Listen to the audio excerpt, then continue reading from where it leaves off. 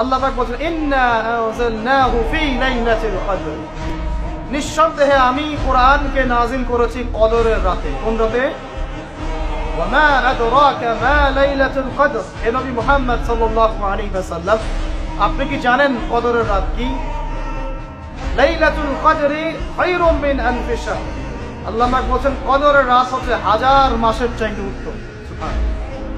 তানাজ্জালুল মালায়েকাতু war রূহ, এই রাতে নাজিল হয়, অবতীর্ণ হন ফেরেশতা মণ্ডলী, আসমান থেকে সমস্ত ফেরেশতারা নেমে আসে।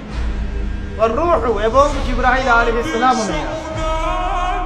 তানাজ্জালুল মালায়েকাতু ওয়ার রূহু ফিহা বিইذনি রাব্বিহিম মিন কুল্লি আমর, এই রাতে আল্লাহ পাক তাকদীরের ফয়সালা করেন প্রত্যেকটা বিষয়ে। সালামুন হিয়া হাত্তা মাতলাইল ফজর, এবং ফজর পর্যন্ত এই রাতে শান্তি বিরাজ করে। শান্তি, শান্তি আর শান্তি। সুবহানাল্লাহ।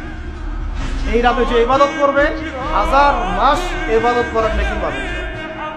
কেন এই রাতটা কেন ইম্পর্টেন্ট? একটাই কারণ, এই রাতে আল্লাহ পাক কোরআন নাযিল করেছেন। কি নাযিল করেছেন? কোরআন। এখন আসেন একটু মনোযোগ ধরে রাখেন। আল্লাহ পাক কোরআন নাযিল করেছেন লাইলাতুল কদরে। আর লাইলাতুল কদর কোন মাসে? শাবানে, রজবে না রমজানে? আবার বলছি, আল্লাহ বলছেন আমি কোরআন নাযিল করেছি লাইলাতুল কদরে। লাইলাতুল কদর কি শাবানে, রজবে না রমজানে? তার মানে লাইলাতুল কদর রমজানে। রমজানের কোথায়? রমজানের শেষ দশকে। রমজানের শেষ দশকে 21, 23, 25, 27, 29 এই 5টা বেজর রাতের যে কোনো একটা রাত হবে কি লাইলাতুল কদর।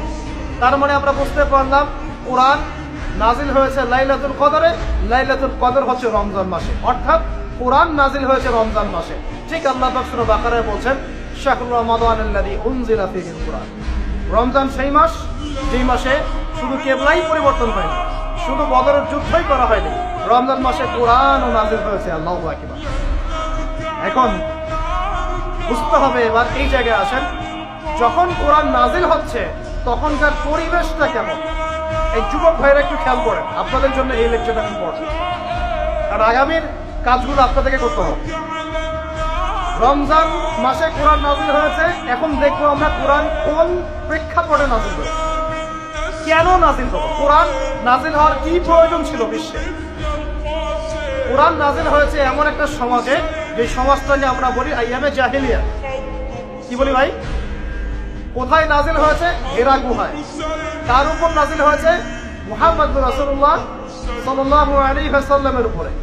কখন, কিভাবে, কোন প্রেক্ষাপটে? প্রেক্ষাপটটা এমন ছিল, ওই সমাজটা ছিল